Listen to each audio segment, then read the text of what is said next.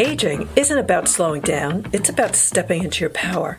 Welcome to Don't Let the Old Lady In, the podcast where we challenge outdated beliefs about getting older and embrace wellness, self-love, and confidence. Your host is Lorie Gardner, a registered nurse and nationally board-certified health and wellness coach, and she is your guide on this journey to vibrant, mindful living. Each episode will explore topics that nourish your mind, body, and spirit, and how to navigate health issues in the healthcare system as you age, so you can live with energy, purpose, and joy. Let's get started. Here's your host, Lorie Gardner. Welcome back to Don't Let the Old Lady In. This is Lorie Gardner, your host. Today, we are talking about health, and as a nurse, I love this topic. If you don't make time for your health, your body will, ladies. The longer you wait, the louder the body speaks until it screams. Let this be your turning point today. In this empowering episode, I will talk about what it really means to be proactive about your health in midlife. If you've been feeling tired, overwhelmed, or unsure about where to start with your health, this is your wake-up call. Learn how to shift from reactive to proactive care and take charge of your wellness journey, mind, body, and spirit. So this is one of those episodes where I say, sit up and listen. This is a sit up and listen moment because I'm going to say something that might sting a bit, but it could save your health. If you don't make time for your health now, your body will. And you may not like how it makes that time. You'll make time for the ER visit. You'll make time for the sleepless nights. You'll make time when your lab results come back abnormal, your energy tanks, or your mood crashes. But here's the gift, ladies. You can choose a different path. You can get ahead of the crisis. You can lead. You can prevent. And you can thrive.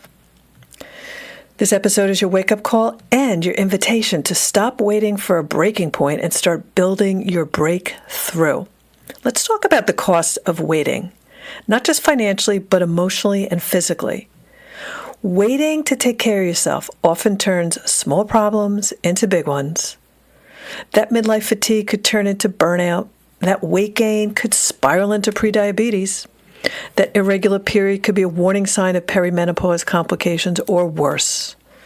Waiting creates fear. Fear feeds avoidance, but clarity and action create peace.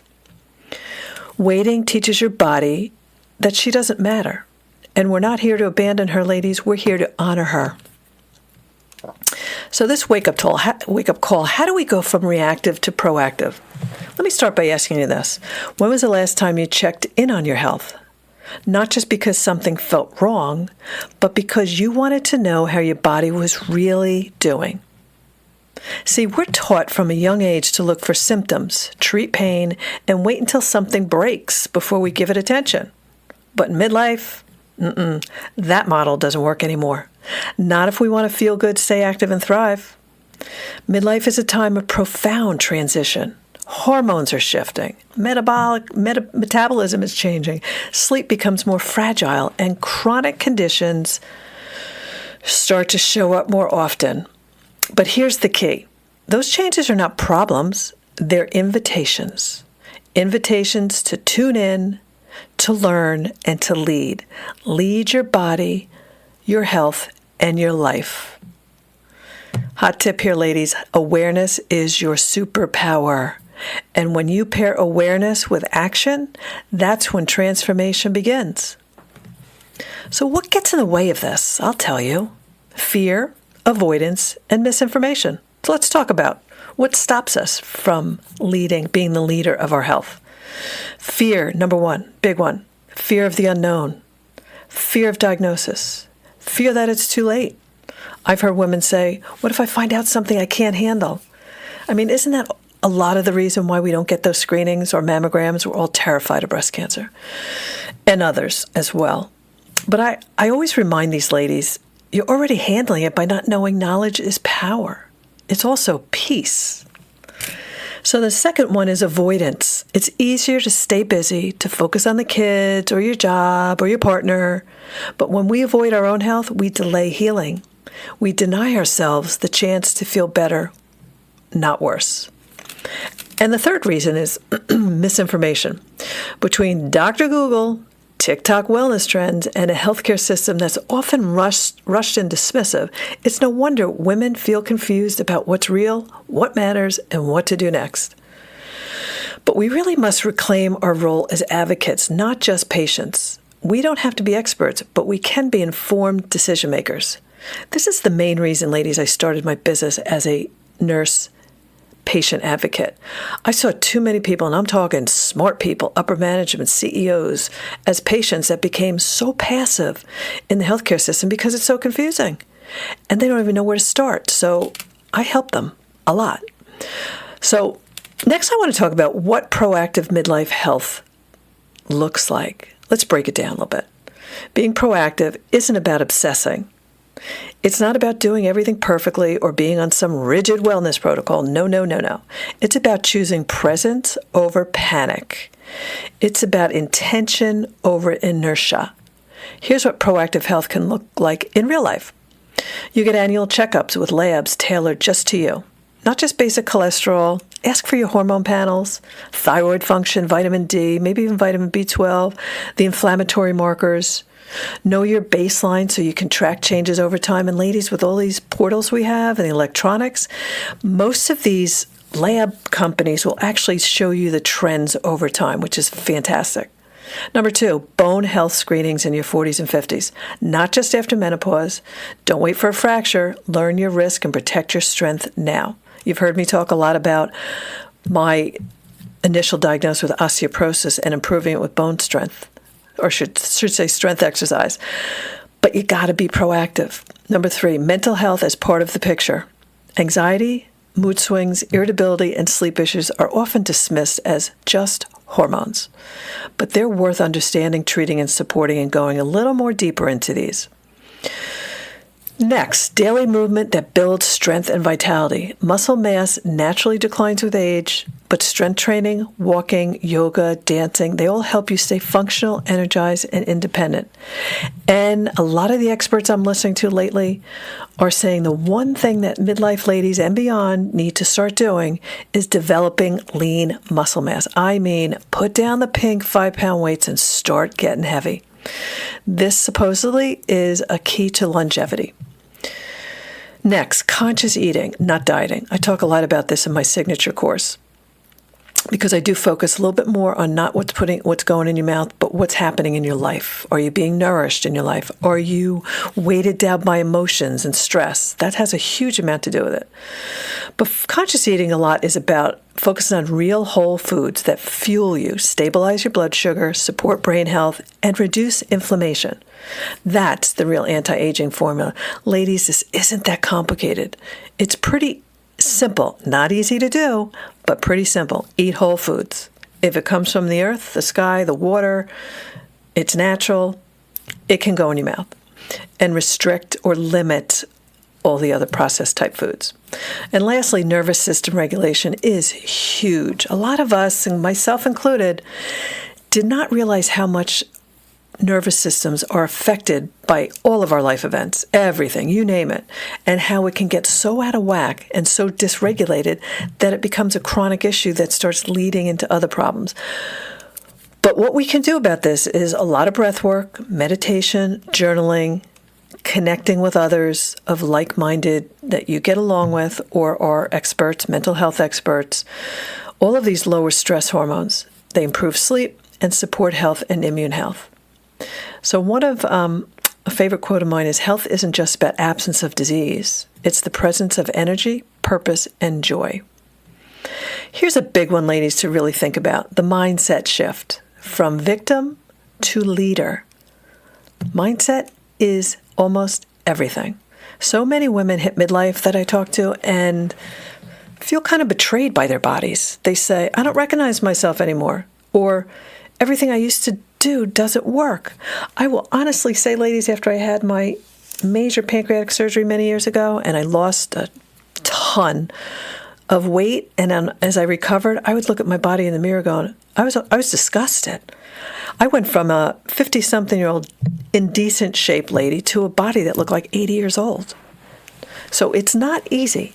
You do feel betrayed by your body. I can say that I had the amazing experience of bringing my body back up to its pre-surgery level and surpassing that by far. Yep, it took work. Yep, yes.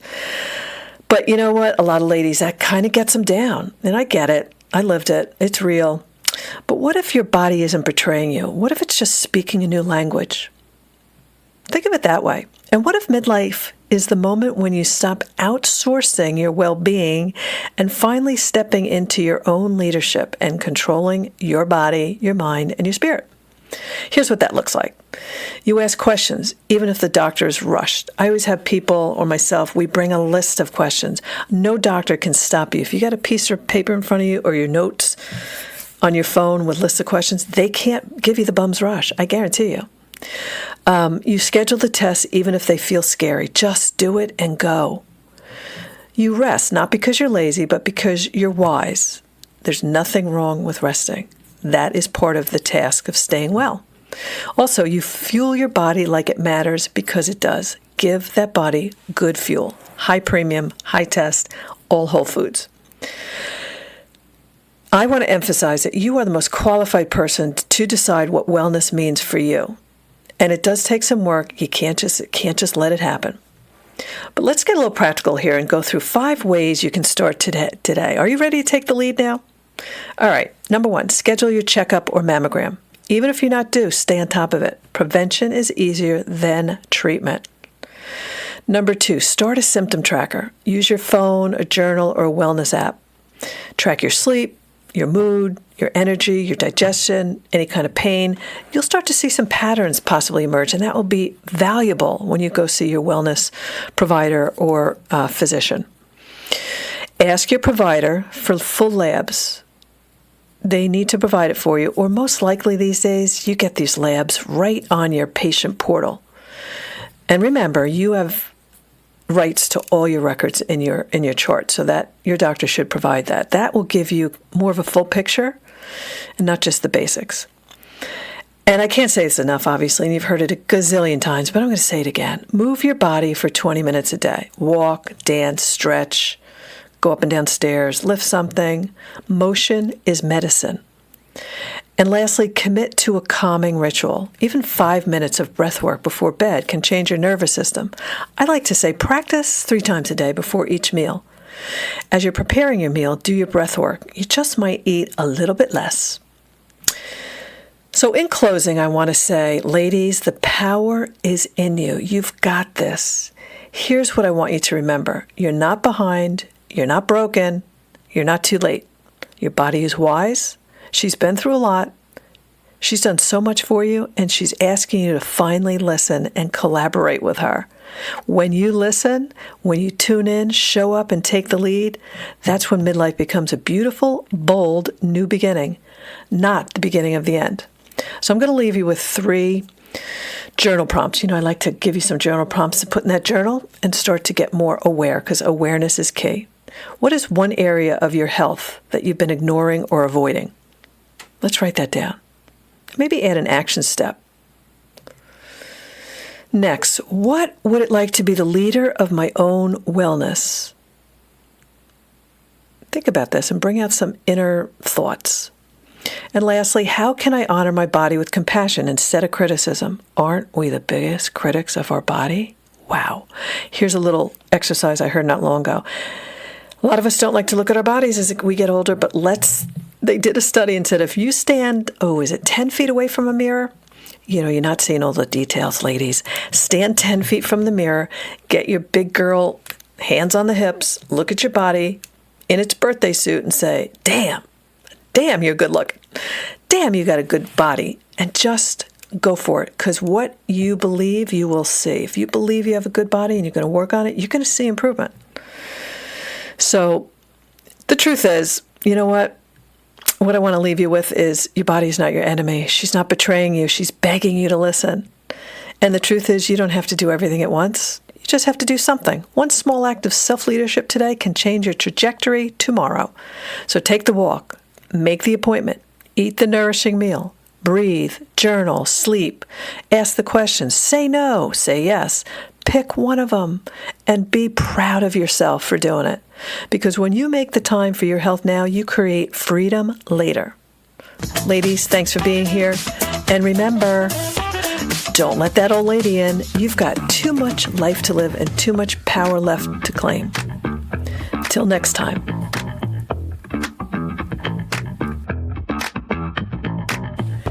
And that's a wrap on today's episode of Don't Let the Old Lady In. Remember, age is just a number.